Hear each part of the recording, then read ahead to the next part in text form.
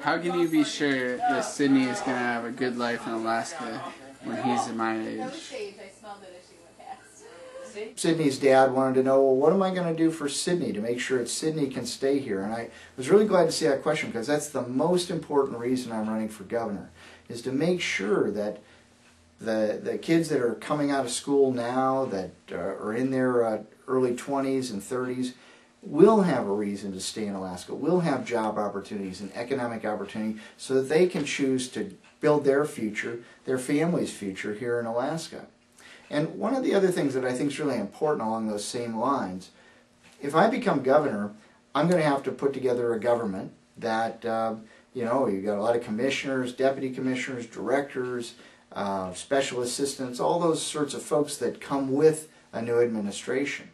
And what I'll commit to doing is reaching to a lot of younger Alaskans to give them a chance to really contribute to the state. I know that when I worked for Governor Cooper, that happened for me. At 32 years old, I ran half of the Department of Transportation. Had that governor not taken a risk on me, I wouldn't be where I am today. And so I think that's a really important aspect, is that we need to reach to younger Alaskans who are ready, they want to contribute, they want to get involved, and I can't wait to work with them to develop and diversify Alaska's economy so Sydney will have a good job here and will be able to raise his family here as well.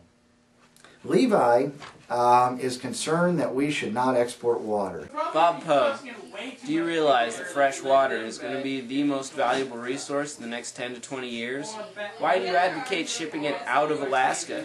Shouldn't we stockpile this valuable resource for the future of Alaskans, and so they have clean water to drink when the lower 48 is drowning in their own filth? I would point out, Levi, that water is a renewable resource, and it's cycling through the clouds and storms and snow all the time. And so it's not a resource that I'm afraid Alaska is going to be running out of. Of course, we do store a lot in our glaciers. But I've traveled to China probably 8 or 10 times in the last 4 or 5 years, and I can tell you water is a tremendous export opportunity in China. Drinking water, and could be a good opportunity for us here. So I do support exporting water, and I'm not concerned about us running out. And if exports get to the level, like for Fiji as an example, Fiji has been so successful in exporting water that they are causing local water problems. But let's remember, Alaska is almost 3 times as big as Texas. It's got ice fields, it's got glaciers as big as some states. I don't think we're going to run out anytime soon. I think that's a resource we can afford to export. So, Bob, are you related to Edgar Allan? Nate, you can't prove it by me, but I can tell you my grandfather, Earl Poe, traced our roots, and he claimed we were. He was so into it that he had ivy from Poe's house in Baltimore growing on the outside of my grandfather's house in Webster Groves in St. Louis. So who knows? Maybe we are. I wish his writing skills had rubbed off on me, though. Dancing Falcons asked a question about dealing with child support and a variety of issues related to when kids are caught in the middle of a divorce. And anybody who's been through that, either as a kid in the experience or as one of the parents in the experience, they'll tell you that it's emotionally trying, it's very difficult, and each situation is unique. And that's why we do have family courts. We have health and social services programs that deal with these issues. We have a part of the Department of Revenue that enforces the Child Support Enforcement Division. And I think all of those organizations work very hard at trying to deal with a very difficult situation. I would support them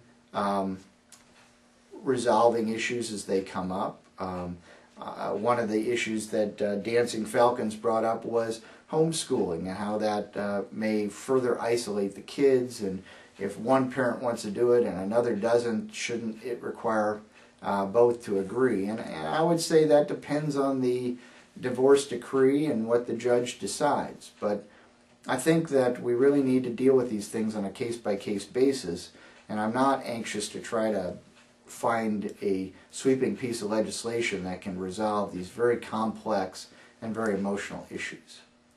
I want to thank everybody for submitting questions and encourage you to encourage your friends to submit questions. I take them really seriously. I really appreciate the opportunity to hear from you and hear what's on your mind, and I appreciate the opportunity to tell you my reaction to those things and how I could deal with them. So thanks a lot, and I look forward to your questions next month.